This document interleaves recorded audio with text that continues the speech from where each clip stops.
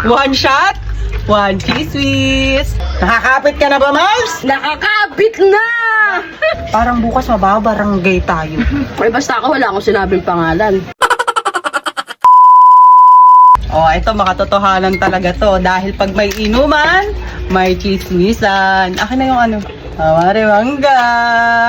Alright, ready na ba sa mga nagbabagang chismis?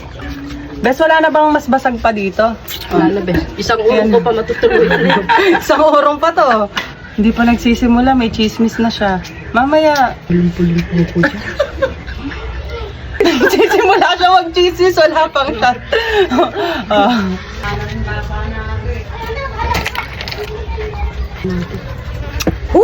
Sarap. Uumpisahan ko na. Yung mga susunod na chismis mamaya na kasi di pa sila lasing eh. Baka di pa nila ilaglag. Ako muna magkukwento ng chismis. Eto na nga ang chismis. May kakilala ko. Yung kakilala ko kasi, mag-asawa sila. Yung lalaki nakulong. Basta nakulong siya, di ko na sabihin kung ano yung dahilan. So yung babae, syempre alalang-alala siya. Tinatanong niya ngayon yung nanghuli kung kamusta na po ba yung kaso, kung kamusta yung update dun sa kulungan. Mare, nung huli hindi na nagtatanong. Alam mo niyo kung bakit? Sa pulis na siya nag-a-update. Sila na pala. Yung asawa ng yung babae, saka yung pulis. May mga kaibigan talaga tayong slow, ano? Paliwanag mo pa uli. Saan ba naka-duty yung pulis? Ha? Saan naka-duty? Hindi ko pwede ko da.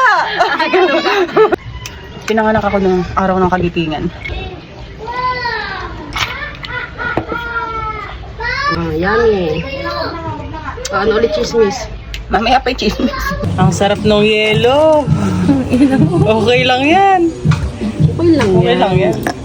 Kasama sa buhay yan. O, tanggalin na lang natin. Diyos ko, paminta lang naman yan. Guys, para maiwan yung katas. Ala, yan, paminta lang yan. Ay, ito na lang pala. Ito na lang, ayan. Ayan na lang yung laman.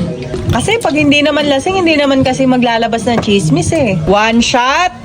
One chismis. Bis, gusto ko yung nakakayanig ng upuan ha. Langaw yung pulutan mo ah. Meron akong kakilala. Lakasan mo at di nila madinig. Ito nga ang chismis. Meron akong kakilala. Nag-post siya. Ang sabi niya, basta madami daw naiinggit sa kanya. Oo. Nag-comment ako. Ang sabi ko, Mare, walang nakakainggit sa'yo, nakakainis marami. Sabi ko, Talagang no, hindi ka lang pala chismosa. Talagang nangingialam ka sa buhay ng hindi kasi iba. lagi siya nagpo-post na, basta yung para bang kainggit-inggit siya mga ganun. Ay, may mga ganun talagang tao naman talaga. Umanda sa akin lahat ng kaaway ko ngayon. Ilalaglag ko kayo. Nakakadami na kami. Oh, ikaw na. Ano sabi? Ay, nalagyan na ba kita? Ah, sige. Ay na, lemon tsaka bagoong. Ngayon lang ako nakakilala ng ganyan. One shot, one chismis. Puging-pugi. Ang pogi, ano? Gusto ko malaman yung mga chismis na nalalaman. Tomboy kasi wala nang talaga ano yun. Wala mga chismis sa buhay. Wala. Hindi, ano na lang, kwento mo na lang, alin dito yung ginagamit mo? Depende. Parang babad ate kami mo, patigin nga. Ay, babad nga! Ako na mag-chismis. Nakakarami na. Kaya ko nang ilaglag. Ay, lakas mo rin mamulutan. Oh. Nakakapit ka na ba, Mars? Nakakabit na! May mag-asawa. Siman yung lalaki. Ngayon, Yes. naiman siya sa barko eh. Ngayon, yung asawa niya kasi mabait. Tsaka yung, alam mo yung siya, yung madiskarte siya. Lovable. Oh, basta ganun lahat nasa kanya na madiskarte siya. Meron silang 3 anak. Tandaan mo ha, may 3 anak sila. Ngayon, sa sobrang madiskarte niya, gusto niya makatulong sa asawa niya kasi nga 3 na yung anak nila, magbi-business daw siya. Sino mag-business yung babae? Oo, magkasari-sari store.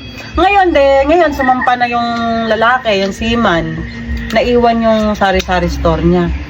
Eto ngayon, nung bumalik yung seaman, tangina. Yung sari-sari store dati, grocery na. O di, Lumago. Yung anak, dating 3, naging 4, lumago din. Siyempre, kailangan lahat palaguin. Mali ako. Taga saan ba yan? Hindi ko sasabihin. Hindi. Ay, hindi. Ano lang siguro talaga tayo, judger lang tayo. Huwag tayong naninira ng kapwa. Kumbaga tayo, ano lang tayo, concerned netizen. Concern netizen lang Hindi. tayo. Alam, concern. Concern netizen. Concern netizen. Tama, di ba? Alam mo, yung mga chismis natin, parang bukas mababarangay tayo. Ay, basta ako wala akong sinabing pangalan.